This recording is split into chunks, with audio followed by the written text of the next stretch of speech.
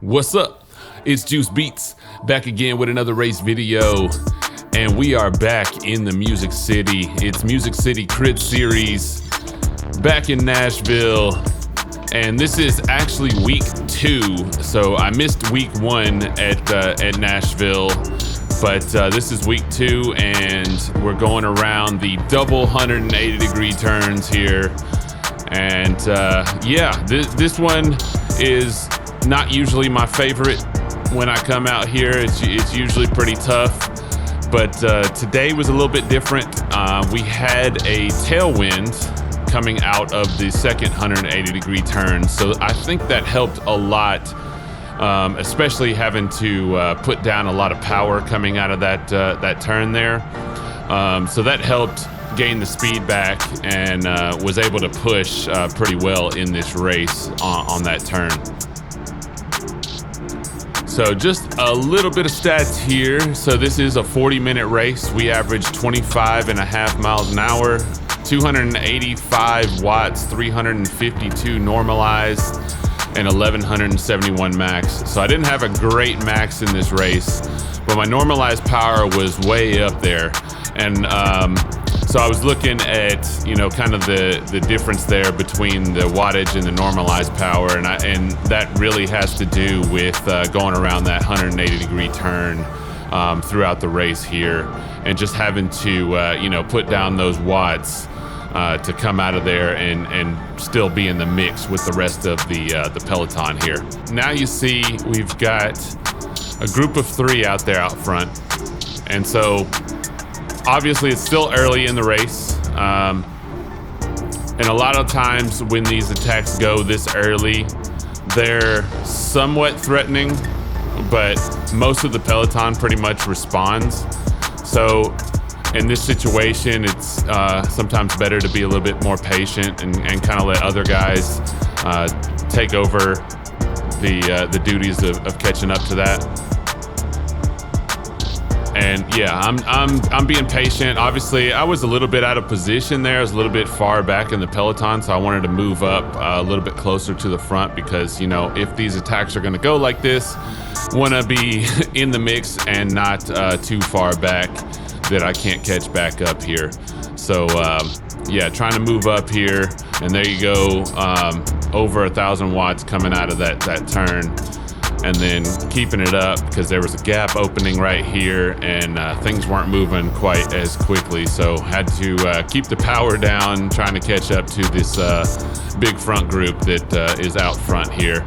And if you've watched any of my videos in the past, you've seen when groups like that form, sometimes the peloton gets split, and if you're caught back there, it could be a wild ride for you for the rest of the race here. But so basically coming, that you had the 3 guys that went off the front, caught back up to them, had a little bit of a split, and then you come back, and then we have another attack. So you got to kind of be ready for that out front here. So I had to keep the pace, down on this on that back stretch there, and that's going into a headwind. Had to burn a match there. But got back in it, and you can see the pelotons, or the other half of the pelotons behind me there. So I don't know if I should have put that much effort into it or not, but you never know during the race if things are going to come back together or not, and I didn't want to take that chance, so I had to burn a match there to close that and get back up to this front group here. So to my left is Derek, and then just up a little bit ways to the left there is Matt Bratcher. I'm keeping an eye on my hitters in this race. When you come out to a race like this and you don't know anybody, it's tough. But if you've been riding with these guys for a while, you kind of know who's strong, who can shake things up in the peloton. So just you got to keep an eye on some of the guys in the race. That's kind of what I do. Being a solo rider and not having any teammates and stuff like that can mark certain riders or anything like that. Yeah, that's kind of what you got to do. You got to check who's going to be the hitter, who's who could possibly take a breakaway, and all that stuff. So you got to keep an eye on those hitters in the race. Skipping forward just a little bit more here, we've got a little bit of a lull, a little bit of slowdown here. This happens a lot when people are tired, obviously, but they're looking around to see who's gonna make the next move. And you can see we've got a couple guys that went off the front here. Yeah, the rest of the peloton responds. So usually when I see it, when I look at attacks, I kind of look at their body language a little bit and just try to see, is it going to pan out? Are they really committed, or are they just putting an attack out there to kind of try to tire some people out? Sometimes it's hard to tell. Sometimes you can tell right away, like, this is not going anywhere. And then also you can kind of tell whether or not the peloton's motivated enough to try to catch up to those things, because you'll notice a big shift in the speed of the peloton as well. So we just had another attack go through here. Nobody really lifted up at that point. It didn't seem like the speed didn't change much, and so I don't think anything's going anywhere really. But you can see there's a single and then a triple and then the rest of the peloton, and it's only about a couple seconds difference, so it doesn't look threatening yet. So I said it wasn't threatening. Jumped ahead just a little bit further, and now we've got I think this is the very next lap. So three out front, and they're trying to establish this. They're trying to establish this break at this point in the race. The peloton hasn't really responded to it, so at this point, like, it could be a threatening thing. But you can see, they're only dangling 2 to 3 seconds in front, so I think that's why it's not being respected as much at this point. All right, so we just came out of the 180-degree turn. There is a 4-man. They're not that far away. You can see them right there in the left of the screen, just below my back cam. But yeah, this gap opens up, and I've got to close it down. There was a little bit of a lull back there, and don't want this gap to open up too much here, and so trying to push it back up to the front here. I think we're touching base with the other 4-man that was out front there, so hoping that they don't just take off on me at this point. But so we met back up, and then of course I put in that dig, and now everybody else in the back there is motivated, so they caught back up to us. So all back together at this point. So that 4-man that was kind of threatening a bit has been caught, and we're establishing ourselves back as a big group.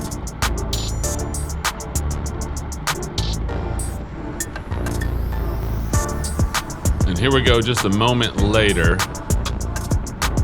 starting to lull up again, reshuffle, things get wide, get crazy right here, and there goes Bratcher. Yeah. So that was the point where big hitter, I believe Chase Aldridge as well in that, and I'm not sure who else was in the break at the moment, but so you see that 3-man, they've got a huge lead already, just off that quick burst that you saw. And so now we're closing down on less than 10,000 meters. This was a threatening one, and of course I missed it in that reshuffle. Everybody getting wide and taking a breather, taking drinks, and I was kind of out of position, obviously, and stuck a little bit in the back, and that's obviously a perfect time. That's a great race tactic. It's a perfect time to try to establish a break when things lull like that. You attack, and they did a good job. You've got one man bridging up, so now actually two, but the one is actually going to make contact there. The other is in that pain dangle area, and then so Chase is on Nashville Local, and he was in that break. So Nashville Local, they've got several guys back here in this other part of the peloton here in our Chase group. So they are going to be not chasing anything and not helping out at all in the peloton here. You can see you've got some guys trying here. They're trying to bridge up. I think the four-man's doing a decent job of trying to keep everybody away. And I don't know what I'm doing back here. I definitely, I felt like maybe at this point in the race that it was a little too early, maybe. But yeah, I definitely should have been trying to charge up there and try to make it up to the break a little bit here. Like just watching this and seeing how they established a pretty good lead, and then I think at that point they're only a few seconds at this point. Like I think we closed some distance a little bit, and I think it would have been obviously a hero move, but it definitely would have been beneficial to try to bridge up at this point, especially using this tailwind point right here. Like you can see them, they're not too far away, and using this tailwind and getting a lot of speed right here. And this is kind of what I'm doing at this point. So trying to bridge up. I'm not sure which group this is. This is I don't know if this is a lap group. You kind of get confused. No, it's not a lap group. They were just not moving very fast. But yeah, so I am trying to bridge up here at this point, trying to make it. And then I remember at this point, I'm moving pretty well, and I look behind me and I see it's Nashville Local. They marked me. Obviously, they got a man in the break, so not going to get any help as far as trying to bridge up here and get a little bit of help trying to get there. And yeah, you can see that they're just right out there. You got the man in the pain dangle. He's trying to bridge up to those four, but the four are starting to pull away. Let's see if I try to make another hero move coming out of here in this tailwind with no help here. I needed somebody else from another team to come up there with me, and we probably could have caught up. We are at least caught up to my man in the pain dangle, and then we could have worked together, I think, to possibly bridge up to the other four there. But here, yeah, I think I was looking around to see if there was any other guys that were with me, that could help possibly. And I look and I see two Nashville Local cycling guys behind me now. So, yeah, I was keeping an eye on that, and I know they're just gonna use me to help them bridge up, and then probably counterattack if that did happen. But yeah, I'm putting down some decent watts, but I'm also looking back at this point, trying to see if there's anybody else that can come help. And yeah, just not getting the help that I needed, and obviously, yeah, Nashville Local Cycling is not going to help at all. So here we go. We got this guy attacks, and yeah, I wish he had just come up there with me. We could have gone together at this point. And maybe work together enough to bridge up, but he attacks us. A good attack right here, but it's not going to stick by yourself. I don't think. That's what I'm thinking in my head. Like, dude, we could have done this and worked together, but instead you're attacking us, and then yeah. We're just gonna bridge right back up to you at this point.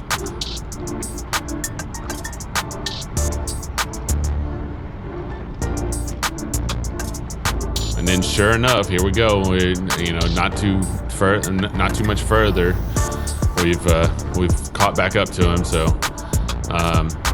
good effort, but yeah, you needed some help, and we could have been working together out there out front. And yeah, I don't need to be out in the front here leading the charge. Too big to be doing all that. But yeah, that 4-man plus the 1. So I put in this attack here, trying to see if I could get anybody else to go with me from the front, obviously. But Nashville is right there on me. They've been watching. They're trying to make sure that we're not catching up to their man in the break. Actually, I didn't realize I got a decent gap here with the Nashville guy, but yeah, he's not going to help me at all.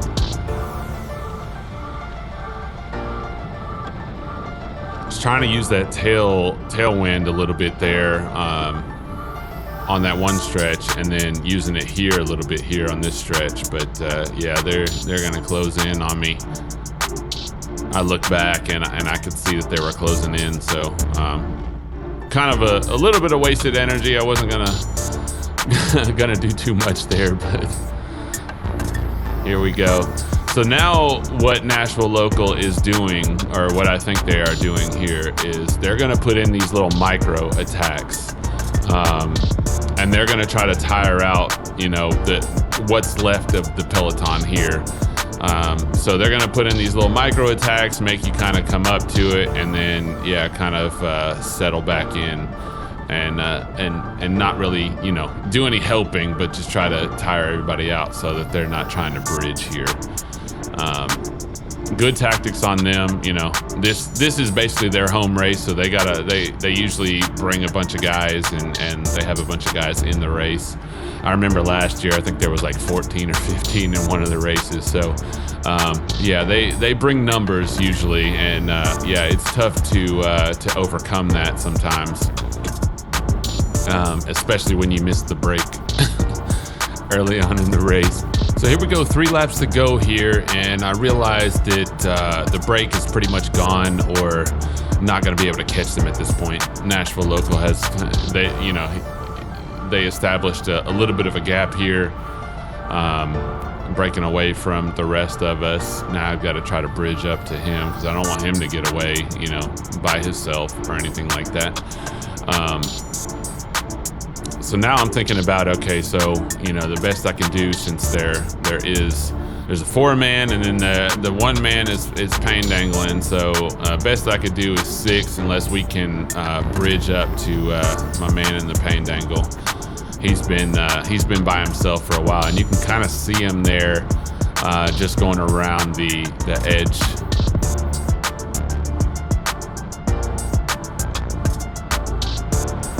So he's within reach, but he's doing a really good job of pushing through it, doing that FTP effort, and keeping the rest of the peloton away. And I'm still leading the charge over here for some reason, and yeah, putting a lot of watts down here. But I definitely don't want these 2 guys to go. And here you go. So yeah, we had the other micro attack not too long ago, and then we got another little micro attack. I'm not sure why he tried to do that there though, because that wasn't going anywhere, especially around these turns. But I guess he was just trying to establish himself in front of everybody at this point. So best we can do from this position is 6th, unless we can bridge up, and then we can make it 5th. But yeah, so this is the second to last lap, going in less than 2,500 meters. Can see how things are playing out here. I'm sitting back a little bit on some wheels, trying to rest a little bit, because I've been out front a little bit too long. So just trying to to rest a little bit before this last lap. I don't think this group, anybody's going anywhere. Like, I don't think that that Nashville Local is going to, allow us to do anything at this point. Obviously, I was trying to remember. I thought they did a little bit more micro attacks, but maybe it was only the couple or whatever that I can remember. It's been a couple weeks since I did this race, so yeah. But you can see my man in the pain dangle out there. He is he's still like within reach, like. And I think I was thinking we're just going to catch up to him here at some point. So I wasn't too worried, but he was keeping us at arm's distance throughout this race. And here we go. So we're going into the last start finish before the last lap here. I think I'm in decent position from where I'm at right here. I'm drafting behind these guys at the moment. Hear the bell. Let's see what I do on this last lap here. So over 1,000 watts, 1,100 right there. That might have been my max, actually, or close to it. Done a lot of matches throughout this race coming out of there. And then trying to bridge up to gaps and stuff that opened up. But I think I'm in decent position here. Dude is doing a really good job of keeping us at arm's length. So yeah, from this group, the best I can do is 6th. And so thinking about what I'm gonna do here. So here we go. We got that attack from Nashville Local. I see it, I can't obviously at this point let that go. So I gotta make sure I get up to it here. And I've got enough momentum to go around him here. I don't realize I've got a passenger, that's Derek behind me. He's chilling on my wheel. I'm basically giving him a lead out at this point with 400 meters to go. Still, I'm feeling like I'm in good position right here.